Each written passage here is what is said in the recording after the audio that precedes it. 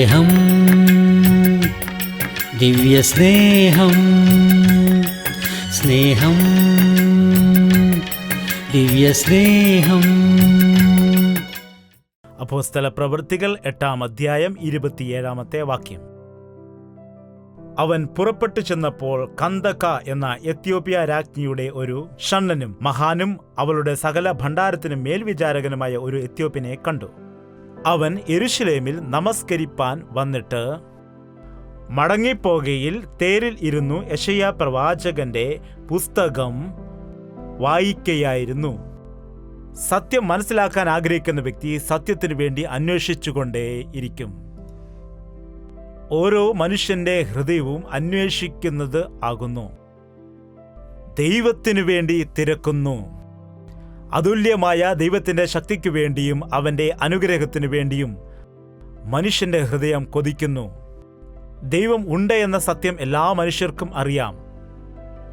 അവൻ സർവശക്തനാണെന്നും അവന്റെ സഹായം ആവശ്യമാണെന്നും എല്ലാ വ്യക്തികളും മനസ്സിലാക്കുന്നു. വലിയ തത്വജ്ഞാനികൾ പോലും ദൈവം ഉണ്ടെന്ന് വിശ്വസിക്കുന്നു. ഹോസ്പിറ്റലുകളിലെ വലിയ വലിയ ഡോക്ടർമാർ പോലും, വലിയ വലിയ സർജന്മാർ പോലും താൻ ഒരു സർജറി ചെയ്യുന്ന സമയത്ത് ദൈവത്തിന്റെ കാര്യം ഓർക്കാറുണ്ട്, ദൈവത്തെ നമസ്കരിക്കാറുണ്ട്, ദൈവത്തോടുള്ള പ്രാർത്ഥന അപേക്ഷിക്കാറുണ്ട്. എത്ര നല്ല ബുദ്ധിമാനാണെങ്കിലും, എത്ര നല്ല ജ്ഞാനമുള്ള വ്യക്തിയാണെങ്കിലും പരീക്ഷ എഴുതുന്ന സമയത്ത് ദൈവത്തോട് അപേക്ഷിക്കാറുണ്ട്. ഈ കാര്യങ്ങളൊക്കെ ശ്രദ്ധിക്കുമ്പോൾ നാം എല്ലാവരും തന്നെ ദൈവമുണ്ട് എന്ന മനസ്സിൽ വിശ്വസിക്കുന്നു. അവൻ്റെ കൃപയ്ക്ക് വേണ്ടിയും അവൻ്റെ സഹായത്തിനു വേണ്ടിയും അവൻ്റെ അനുഗ്രഹത്തിനു വേണ്ടിയും അവൻ്റെ നന്മയ്ക്കു വേണ്ടിയും അവൻ്റെ ബലത്തിനു വേണ്ടിയും അന്വേഷിച്ചുകൊണ്ടേയിരിക്കും. ശരിയാണോ അല്ലയോ? പറയൂ.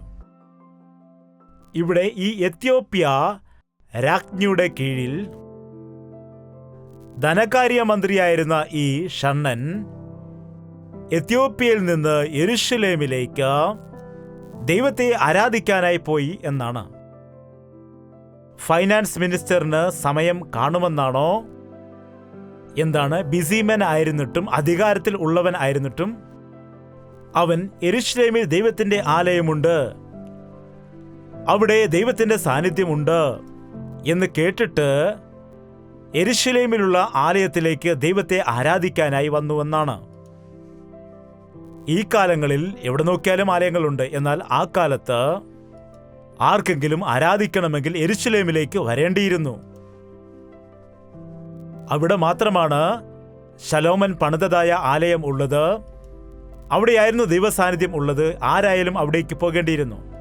എന്നാൽ ഈ കാലത്ത് അങ്ങനെയുള്ള പ്രശ്നങ്ങൾ ഒന്നും തന്നെയില്ല. നാം ആരും ആരാധിക്കുന്നതിനായി, നാം ദൈവത്തെ ആരാധിക്കുന്നതിനായി യെരൂശലേം ദേവാലയത്തിലേക്ക് പോകണം എന്നില്ല. എന്നാൽ ആ കാലത്ത് ദൈവത്തെ ആരാധിക്കാൻ യെരൂശലേം ദേവാലയത്തിൽ പോകണമായിരുന്നു. അതുകൊണ്ട് ഒരുപാട് പ്രയാസപ്പെട്ട്, അന്ന് ഫ്ലൈറ്റും കാറുമൊന്നുമില്ലല്ലോ, പോകണമെങ്കിൽ രഥത്തിലോ കുതിരയിലോ പോകണം. ഒരുപാട് ദൂരം യാത്ര ചെയ്ത് യെരൂശലേം ദേവാലയത്തിൽ ദൈവത്തെ ആരാധിക്കാനായിട്ട് വന്നു. ആ കാലത്ത് യെരൂശലേമിലേക്ക് ഈ ഷണ്ഡൻ പോയതായ സമയത്ത് അവന് ഒന്നും തന്നെ മനസ്സിലായില്ല. ചിലർ അവിടെ യാഗം അർപ്പിക്കുന്നു, ചിലർ ദൈവത്തിന്റെ വചനങ്ങൾ കേട്ട് പഠിക്കുന്നു, ചിലർ കൽപ്പനകൾ കേട്ട് മനസ്സിലാക്കുന്നു. എല്ലാം കൂടി ഒരു ഭക്തിയുടെ ഭാവമൊക്കെ ഉണ്ട്. അപ്പോൾ ഇദ്ദേഹത്തിന് ഭക്തി ഉണ്ടാകുവാൻ ഇടയായി. നാമും അതുപോലെയാണല്ലോ. ഭക്തിയുടെ ഭാവം കണ്ടാൽ എല്ലാവരും ഒരുമിച്ച് വെള്ളവസ്ത്രമൊക്കെ ധരിച്ചു നിൽക്കുകയാണെങ്കിൽ നാമും അത് കണ്ട് ചില ചാനലുകളിൽ നമുക്ക് കാണാം അങ്ങനെ ശാന്തമായി ഇരിക്കുന്നത്. നമുക്കും കുറച്ച് സമയം നോക്കുമ്പോൾ ഒരു ആത്മീയതയൊക്കെ ഉണ്ടാകാൻ ഇടയാകും. എല്ലാവരും ഇങ്ങനെ പോകുന്നത് കാണാം. ഭക്തി, അവിടെ ഇരിക്കുന്ന വ്യക്തിയുടെ മുഖത്തെ ആ പ്രസന്നത കാണുമ്പോൾ നാമും അത് കണ്ടിട്ട് നമ്മുടെ ഹൃദയത്തിലൊരു ശാന്തതയും പ്രസന്നതയും ഉണ്ടാകും. വെളിയിൽ വരുമ്പോൾ വീണ്ടും പഴയ പോലെ തന്നെയാകുന്നു. എന്താകുന്നു? ആ ഭക്തിയൊക്കെ അവിടെ അകത്ത് നിൽക്കുമ്പോൾ മാത്രമാണ്. എന്നാൽ വെളിയിൽ വന്നിട്ട് ഒരു മാറ്റവും ഉണ്ടാകുന്നില്ല. ജീവിതത്തിൽ മാറ്റമുണ്ടാകുന്നില്ല, മാനസാന്തരം ഉണ്ടാകുന്നില്ല, അവൻ്റെ ചിന്തകളിൽ മാറ്റമുണ്ടാകുന്നില്ല. അങ്ങനെയല്ല ക്രിസ്തീയ ജീവിതത്തിന്റെ വിശ്വാസം.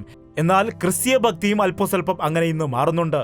അന്ന് ദൈവാലയത്തിൽ അങ്ങനെയുള്ള പരിസ്ഥിതി ആയിരുന്നു. എന്തൊക്കെയോ അവിടെ നടക്കുന്നുണ്ട്. ബലികൾ അർപ്പിക്കുന്നു, മുൻപോട്ട് വരുന്നു, പിൻപോട്ട് വരുന്നു, അങ്ങോട്ട് പോകുന്നു. ചിലർ കൈകൾ കഴുകുന്നു, കൈ തുടയ്ക്കുന്നു. ഇതെല്ലാം നോക്കിയിട്ട് ഇവനൊന്നും തന്നെ മനസ്സിലായില്ല.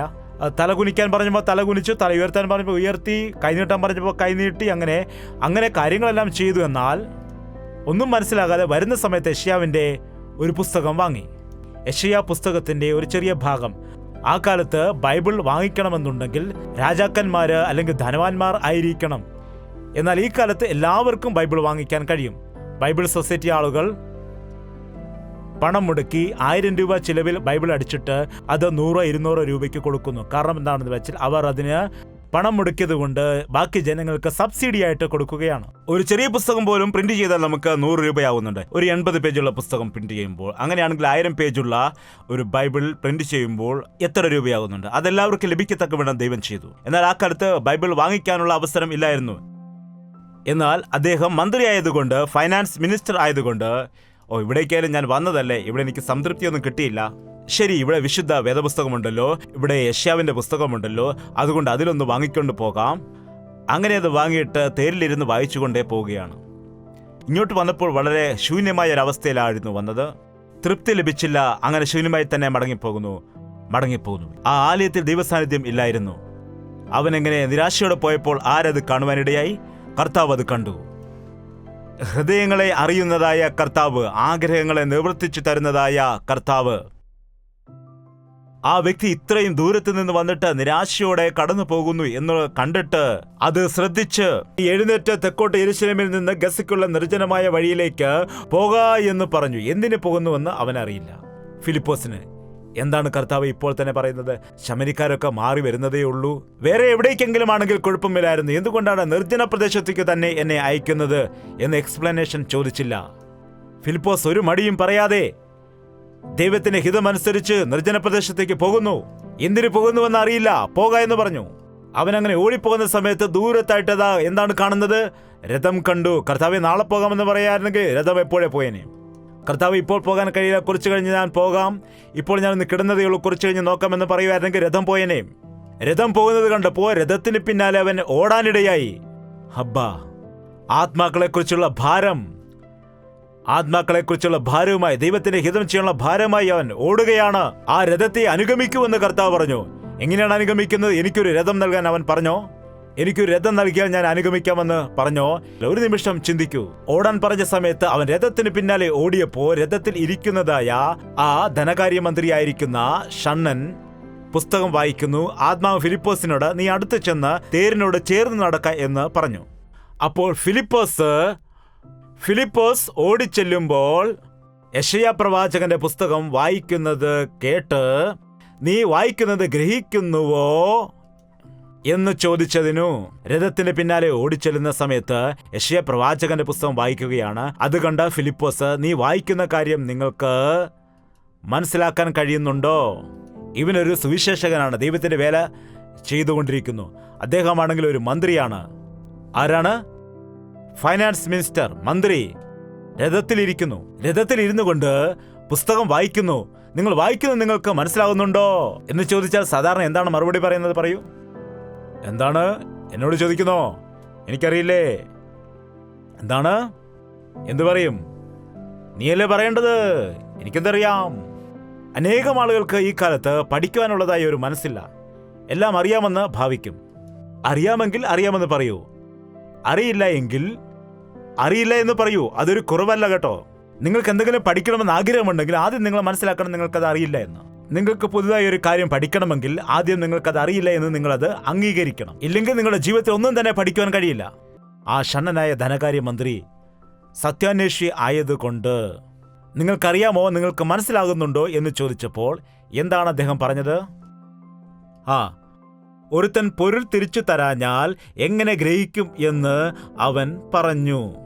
ഫിലിപ്പോസ് കയറി തന്നോട് കൂടെ ഇരിക്കണം എന്ന് അപേക്ഷിച്ചു. ആരും പറഞ്ഞു തരാതെ ഞാൻ എങ്ങനെയാണ് മനസ്സിലാക്കുന്നത്? അതുകൊണ്ട് കയറിയിരിക്കൂ. ഇദ്ദേഹം ദൈവദാസനാണെന്നും കർത്താവ് അയച്ചിട്ട് വരികയാണെന്നും ഒന്നും അറിയില്ല. എന്നാൽ മനസ്സിലാക്കണം എന്ന വിചാരം ഉള്ളതുകൊണ്ട് അവിടെ ഇരുത്തുകയാണ്. ഫിലിപ്പോസ് തേരിൽ കയറിയിരുന്നു.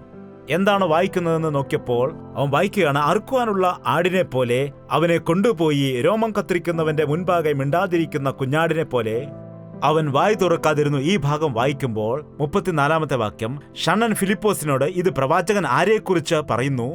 തന്നെക്കുറിച്ചോ മറ്റൊരുത്തനെ കുറിച്ചോ എന്ന് പറഞ്ഞു തരണം എന്ന് അപേക്ഷിച്ചു. ഈ ഷണ്ണൻ പറയുകയാണ്, എനിക്ക് പറഞ്ഞു തരിക, രക്ഷയുടെ മാർഗം എനിക്ക് ഉപദേശിച്ചു തരിക. സമാധാനത്തിന്റെ മാർഗത്തെക്കുറിച്ച് എനിക്ക് പറയൂ. ദൈവത്തെ ആരാധിക്കണമെങ്കിൽ ദൈവത്തെക്കുറിച്ച് എന്നോട് പറഞ്ഞു തരിക. സത്യദൈവത്തെക്കുറിച്ച് എന്നോട് പറയുക. എത്യോപ്യയിൽ ഞങ്ങൾക്ക് ഒരുപാട് ആചാരാനുഷ്ഠാനങ്ങളുണ്ട്. യഥാർത്ഥ ദൈവം യെരുശലേമിലാണെന്ന് ആരോ പറഞ്ഞു. ഞാൻ ഇവിടെ വന്നുവെങ്കിലും എനിക്കൊന്നും തന്നെ മനസ്സിലായില്ല. ഒന്നും വ്യക്തമാക്കുവാൻ സാധിച്ചില്ല. ഇതാ ഈ പുസ്തകം വാങ്ങിച്ച് ഞാൻ ഈ ഭാഗം വായിച്ചുവെങ്കിലും എനിക്കൊന്നും തന്നെ ഇത് മനസ്സിലാകുന്നില്ല. ദൈവചേത് ഇത് ആരെക്കുറിച്ചാണ്? യെശയ്യാപ്രവാചകൻ തന്നെക്കുറിച്ചാണോ പറയുന്നത്, അതോ മറ്റൊരുവിനെ കുറിച്ചാണോ പറയുന്നത്? ദൈവചേത് ഇത് ആരെക്കുറിച്ച് പറയുന്നു എന്ന് ചോദിച്ചപ്പോൾ ഫിലിപ്പോസ് എന്താണ് പറഞ്ഞത്? നമുക്ക് വായിക്കാം. 35 വാക്യം. ഫിലിപ്പോസ് ഈ തിരുവെഴുത്ത് ആധാരമാക്കി അവനോട് യേശുവിനെ കുറിച്ചുള്ള സുവിശേഷം അറിയിപ്പാൻ തുടങ്ങി. യേശുവിനെ കുറിച്ചുള്ള സുവിശേഷം നശിച്ചു പോകുന്നവർക്ക് അത് ഭോഷത്വവും, ക്രൂശിനെ കുറിച്ചുള്ള സുവിശേഷം നശിച്ചു പോകുന്ന ആളുകൾക്ക് ഭോഷത്വവും, രക്ഷിക്കപ്പെട്ട നമുക്കോ ദൈവത്തിന്റെ ശക്തിയുമാകുന്നു.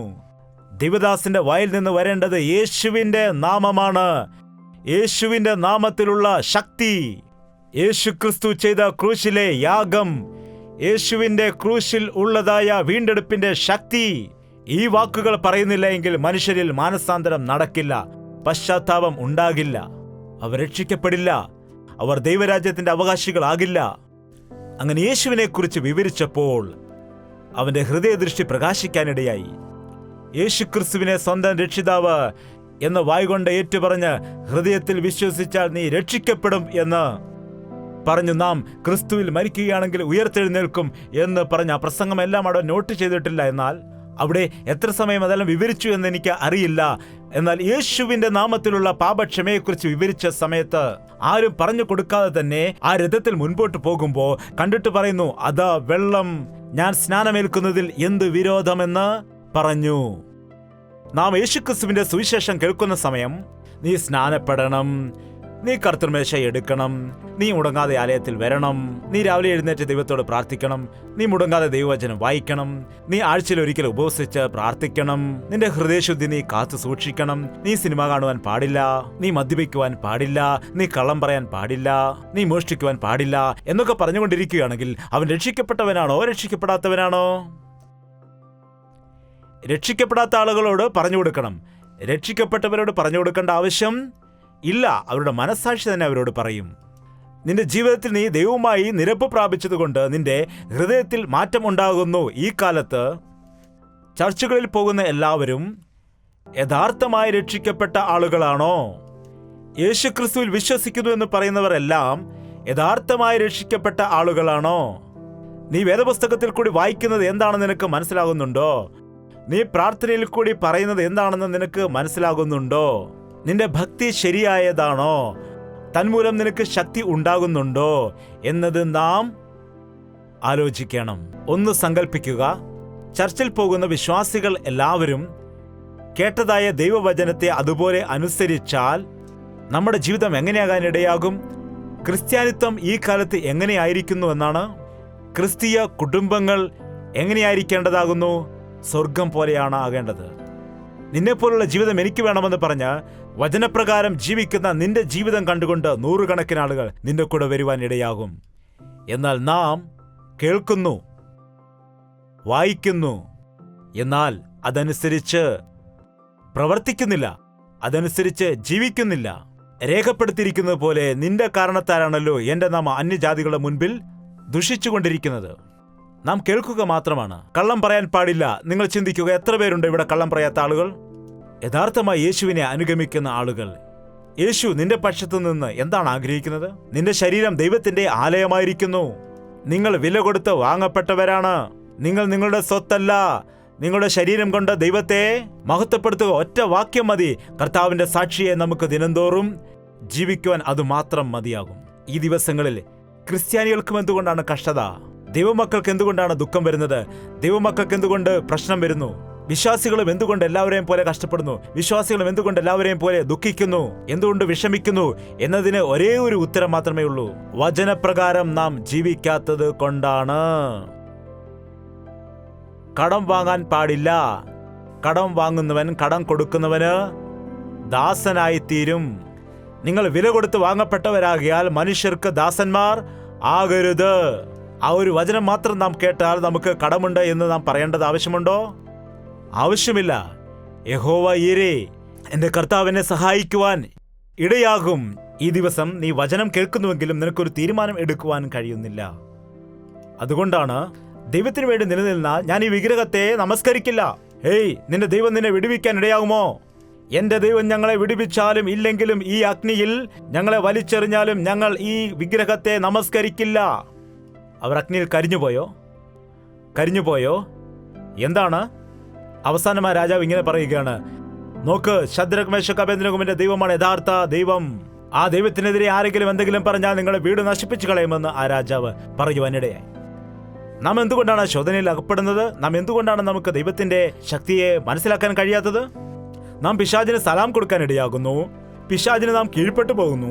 നാം എല്ലാവരോടും ഒപ്പം കൂടുന്നു. നമുക്ക് വചനം അറിയാവുന്നതാണ്. എന്താണ് നല്ലത്, എന്താണ് ദോഷമെന്ന് നമുക്ക് തീർച്ചയായും അറിയാം. എന്നാൽ നമ്മുടെ ഇഷ്ടമനുസരിച്ച് ലോകക്കാരോടൊപ്പം നാമും പോകുന്നത് കൊണ്ട് എല്ലാവരെയും പോലെ നാമും ദുഃഖിക്കുകയാണ് ചെയ്യുന്നത്. പാപത്തിൽ നിന്ന് വേർപെട്ട് ജീവിക്കുന്ന ദൈവമക്കൾക്ക് മാത്രമേ ദൈവത്തിന്റെ നാമത്തെ മഹത്വപ്പെടുത്തുവാൻ കഴിയുകയുള്ളൂ. ഈ ദിവസം മുതൽ ഒരു തീരുമാനം എടുക്കുക. നിങ്ങളുടെ വീട്ടിൽ കഷ്ടതയുണ്ടാകുമ്പോൾ, ബുദ്ധിമുട്ടുണ്ടാകുമ്പോൾ, ഞെരുക്കം ഉണ്ടാകുമ്പോൾ, പ്രതികൂലം ഉണ്ടാകുന്ന സമയത്ത് നിങ്ങൾ ഒരേ ഒരു കാര്യം ചെയ്യുക. നിങ്ങൾ ദൈവത്തോട് മുഴങ്കാൽ മടക്കി പ്രാർത്ഥിച്ച് ഇങ്ങനെ ചോദിക്കുക, ദൈവമേ, എന്തുകൊണ്ടാണ് എൻ്റെ ജീവിതത്തിൽ ഇങ്ങനെ സംഭവിച്ചു? എന്തുകൊണ്ടിങ്ങനെ ഒരു വീഴ്ച സംഭവിച്ചു? എൻ്റെ ജീവിതത്തിൽ എവിടെയാണ് ക്രമക്കേട് സംഭവിച്ചിരിക്കുന്നത്? എന്തുകൊണ്ടാണ് എനിക്ക് ഈ അവസ്ഥ വന്നത് എന്ന് അനുതാപത്തോടുകൂടി നീ പ്രാർത്ഥിക്കുകയാണെങ്കിൽ എപ്പോഴും കർത്താവ് ഒരുക്കമായിരിക്കുകയാണ്. ഞാൻ തന്നെ എൻ്റെ ഹിതപ്രകാരം നിങ്ങളുടെ പാപങ്ങളെയെല്ലാം തുടച്ചു നീക്കുന്നു, ഇനി ഒരിക്കലും ഞാൻ അതിനെ ഓർക്കുകയില്ല എന്ന് പറഞ്ഞു. യേശുക്രിസ്തുവിങ്കൽ നാം പാപങ്ങൾ ഏറ്റുപറയുമ്പോൾ നമ്മോട് ക്ഷമിക്കും. എന്നാൽ ഒരിക്കലും നമ്മെ അവൻ ശിക്ഷിക്കുകയില്ല. കാരണം നമ്മുടെ ശിക്ഷകളെല്ലാം അവൻ കാൽവരിയിൽ വഹിച്ചു കഴിഞ്ഞു. നമ്മോട് ക്ഷമിക്കുവാൻ അവൻ എപ്പോഴും ഒരുക്കമായിരിക്കുകയാണ്. നമ്മുടെ പാപങ്ങൾ നാം ഏറ്റുപറഞ്ഞാൽ മതി. നമ്മോട് പാപങ്ങളെ ക്ഷമിപ്പാൻ അവൻ വിശ്വസ്തനും നീതിമാനുമായ ദൈവമാകുന്നു. നാം എന്താണ് ചെയ്യേണ്ടത്? പൂർണ്ണ മനസ്സോടുകൂടി, കർത്താവേ, ഞാൻ പാപിയാണ്, എന്നോട് ക്ഷമിക്കണമെന്ന് പറഞ്ഞ അടുത്ത നിമിഷം നീ നിർദോഷിയാണ്. യേശുവിന്റെ രക്തത്താൽ കഴുകപ്പെട്ടവനായി മാറും. വിശ്വസിക്കുമെങ്കിൽ വിശ്വസിക്കുന്നതിന് സകലം സാധ്യമാണെന്ന് പറഞ്ഞു. നമ്മുടെ ജോലി ഏറ്റുപറയുകയാണ്. ക്ഷമിക്കുന്നത് അവന്റെ ജോലിയാണ്. ഇന്നു മുതൽ ഒരു തീരുമാനം എടുക്കുക. ഒരു ബൈബിൾ പാസേജ് വായിക്കുമ്പോൾ ഈ ദിവസം എന്നോട് ദൈവം എന്താണ് സംസാരിക്കുന്നതെന്ന് ചോദിച്ചു നോക്കുക. അന്ന് വ്യക്തമായി, വളരെ സ്പഷ്ടമായി ദൈവം നിന്നോട് സംസാരിക്കും. ഒരു വിഷയത്തിൽ ദൈവത്തിന്റെ ഹിതം അറിയേണ്ടതിന് വേണ്ടിയായിരിക്കുമ്പോൾ ദൈവം എന്നിന്റെ ഹിതം എന്നെ അറിയിക്കണമെന്ന് പ്രാർത്ഥിച്ച് മുഴുകാൽ മടക്കി പ്രാർത്ഥിക്കുന്ന സമയത്ത് തീർച്ചയായും എന്തു ചെയ്യണമെന്ന് ദൈവം നിന്നോട് വ്യക്തമായി സംസാരിക്കും. കഷ്ടതയുണ്ടാകുമ്പോൾ എനിക്ക് എന്തുകൊണ്ട് ഈ കഷ്ടത വന്നു എന്ന് ദൈവത്തോട് പ്രാർത്ഥിച്ചു നോക്കൂ. അതിന്റെ കാരണങ്ങൾ നിനക്ക് ദൈവം വെളിപ്പെടുത്തി തരും. യേശുക്രിസ്തുവുമായി ഓരോ നിമിഷവും ബന്ധമുള്ളവരായിട്ട് അവനോടൊപ്പം എപ്പോഴും സംസാരിക്കുന്നതാണ് ക്രിസ്തീയ ഭക്തി. അല്ലാതെ ഇടയ്ക്കിടയ്ക്ക് ചർച്ചിൽ പോകുന്നതും വല്ലപ്പോഴുമൊക്കെ ഉപവസിക്കുകയും പ്രാർത്ഥിക്കുകയും ചെയ്യുന്നതല്ല ക്രിസ്തീയ ഭക്തി. എല്ലാ സമയവും ദൈവത്തോടൊപ്പം നടക്കുന്നതാണ് ക്രിസ്തീയ വിശ്വാസം. ഈ ദിവസം മുതൽ യേശുവിനോടൊപ്പം നടക്കാൻ വേണ്ടി നമുക്ക് പരിശീലിക്കാം. എപ്പോഴും വചനം വായിക്കുമ്പോൾ നമുക്ക് മനസ്സിലാക്കാം. എപ്പോഴും വചനം കേൾക്കുമ്പോൾ നമുക്ക് മനസ്സിലാക്കാം. ഈ ദിവസം ഈ സന്ദേശത്തിൽ കൂടി എന്നോട് ദൈവം എന്താണ് സംസാരിച്ചത് എന്നത് ഗ്രഹിക്കാതെ ഇവിടെ നിന്ന് കടന്നു പോകരുത്. ഇന്ന് നാം എന്നെ ഒരുക്കേണ്ടത് എങ്ങനെയാണ്? ഞാൻ തിരിച്ചറിയേണ്ടത് എന്താണ്? ഇന്ന് ഈ വചനത്തിൽ കൂടി ഞാൻ വിശ്വസിക്കേണ്ടത് എന്താണ്? ഇന്ന് ഈ വചനത്തിൽ കൂടി ഞാൻ ഏറ്റുപറയേണ്ടത് എന്താണ്? ഇന്ന് ഈ വചനത്തിൽ കൂടി എനിക്ക് നൽകുന്ന വാഗ്ദത്തം എന്താണ് എന്നൊരു 10 ചോദ്യങ്ങൾ നിങ്ങൾ ബൈബിളിൽ എഴുതി വെച്ചിട്ട് നിങ്ങൾ വചനം കേൾക്കുമ്പോൾ, വചനം വായിക്കുന്ന സമയത്ത് അത് മനസ്സിലാക്കുമ്പോൾ, നിങ്ങൾ ചോദിക്കുമ്പോൾ നിങ്ങൾക്ക് അതിന്റെ മറുപടി ലഭിക്കും. നിങ്ങൾ ആത്മീയ പക്വതയിലേക്ക് വളരുവാൻ ഇടയാകും. നിങ്ങൾക്ക് ക്രിസ്തുവിന് വേണ്ടി തീക്ഷ്ണതയോടെ ജീവിക്കുവാൻ കഴിയും. നാശകരമായ ലോകത്തിൽ നാം സ്ഥിരമുള്ള ഉറപ്പുള്ള വിശ്വാസികളായിട്ട്, ഞാൻ ആരിൽ വിശ്വസിച്ചിരിക്കുന്നു എന്ന് ഞാൻ അറിയുന്നു എന്ന് പറയുന്ന വിശ്വാസിയായിട്ട്, എന്റെ വീണ്ടെടുപ്പുകാരൻ ജീവിക്കുന്ന ദൈവമാണെന്ന് പറയുന്ന അവസ്ഥയിൽ നാം ആയിരിക്കുവാൻ, ഞാൻ അവനെ ഏൽപ്പിച്ചു കൊടുത്തിരിക്കുന്നു, അന്ത്യം വരെ എന്നെ അവൻ കാത്തു സൂക്ഷിക്കും എന്നുള്ള വിശ്വാസത്തോടു കൂടി ആയിരിക്കുവാൻ, എന്നെ ശക്തനാക്കുന്നവൻ മുഖാന്തരം ഞാൻ സകലത്തിനും മതിയായവൻ എന്ന ചിന്തയോടുകൂടി ആയിരിക്കേണ്ടതിന്, ഞാൻ എപ്പോഴും ബലഹീനനാകുന്നു, എന്നാൽ എന്നെ ബലപ്പെടുത്തുന്ന ബലമുള്ളതായ ഒരു ദൈവം എൻ്റെ കൂടെയുണ്ട് എന്നുള്ള വിശ്വാസത്തോടെ, അവന്റെ സാന്നിധ്യം എൻ്റെ കൂടെയുണ്ടെന്നുള്ള വിശ്വാസത്തോടെ ആയിരിക്കുന്നുവെങ്കിൽ ലോകത്തിലെ സകല പ്രതിസന്ധിയെയും നമുക്ക് ജയിക്കുവാൻ കഴിയും. ശത്രുമായുള്ള പോരാട്ടങ്ങൾ, നിന്നോട് പകയുള്ള ആളുകൾ, നിന്നെ വിദ്വേഷിക്കുന്നവർ, നിന്നെ വെറുക്കുന്ന ആളുകൾ, ഈ അവസ്ഥകളിൽ ഒന്നും തന്നെ നിന്റെ ജീവിതം തലകീഴായി പോകാതെ വിശ്വസ്തതയുടെ ഉറപ്പോടെ ക്രിസ്തീയ ജീവിതം നയിക്കാൻ നിനക്ക് കഴിയും. അതിനുള്ള കൃപ നമുക്ക് എല്ലാവർക്കും കർത്താവ് നൽകുമാറാകട്ടെ. എഴുന്നേറ്റ് നിൽക്കാൻ നമുക്ക് പ്രാർത്ഥിക്കാം. എല്ലാവരും ഈ പ്രാർത്ഥനയിൽ ഏകീഭവിച്ചാട്ടെ. പരിശുദ്ധനെ, സ്നേഹമുള്ള പിതാവേ, ഒരിക്കൽ കൂടി ഞങ്ങളെ ദർശിക്കണമേ കർത്താവേ. യേശുവേ, യേശുവിന്റെ നാമത്തിലുള്ള ശക്തിയെക്കുറിച്ച് ഈ ദിവസം ഏറ്റവും കൂടുതൽ ഞങ്ങൾ ഗ്രഹിക്കുവാൻ ഞങ്ങളെ സഹായിക്കണമേ. എന്റെ നാമത്തിൽ ചോദിക്കുന്ന എന്തും ചെയ്തു തരാമെന്ന് പറഞ്ഞതായ കർത്താവേ, ഞങ്ങളുടെ ജീവിതത്തിൽ പ്രതികൂലങ്ങൾ വരുന്ന സമയത്ത്, ഞങ്ങളുടെ ജീവിതത്തിൽ കഷ്ടത വരുന്ന ഓരോ തവണയും, ഞങ്ങളുടെ ജീവിതത്തിൽ ബുദ്ധിമുട്ട് വരുന്ന ഓരോ തവണയും, ഞങ്ങളുടെ ജീവിതത്തിൽ ഞെരുക്കം വരുന്ന ഓരോ തവണയും മുഴങ്കാൽ മടക്കി നിന്റെ സന്നിധിയിൽ പ്രാർത്ഥിക്കുവാനുള്ള ശക്തി നിന്റെ മക്കൾക്ക് നൽകുമാറാകണമേ. നീ അനുഗ്രഹിച്ചാൽ അത് നിത്യമായിട്ടുള്ള അനുഗ്രഹമാണ് കർത്താവേ. എല്ലാവരുടെയും ഹൃദയത്തിന്റെ ആഗ്രഹങ്ങളെ നിറവേറ്റി എല്ലാവരെയും ഹൃദയത്തിൽ സന്തുഷ്ടി നീ കൊടുക്കണമേ. ഞങ്ങളെല്ലാവരെയും അനുഗ്രഹിക്കണമെന്ന് യേശു ക്രിസ്തുവിന്റെ നാമത്തിൽ അപേക്ഷിക്കുന്നു പിതാവേ. നമ്മുടെ പിതാവായ ദൈവത്തിന്റെ സ്നേഹവും പുത്രനായ യേശു ക്രിസ്തുവിന്റെ കൃപയും ആശ്വസിപ്പിച്ച വഴി നടത്തുന്ന പരിശുദ്ധാത്മാവിന്റെ കൂട്ടായ്മയും സഹവാസവും നാം ഓരോരുത്തരോടും നാം പ്രാർത്ഥിച്ച സകല വിഷയങ്ങളോടും കൂടി ഇന്നു മുതൽ എന്നേക്കും ഉണ്ടായിരിക്കുമാറാകട്ടെ. ആമേൻ, ആമേൻ, ആമേൻ.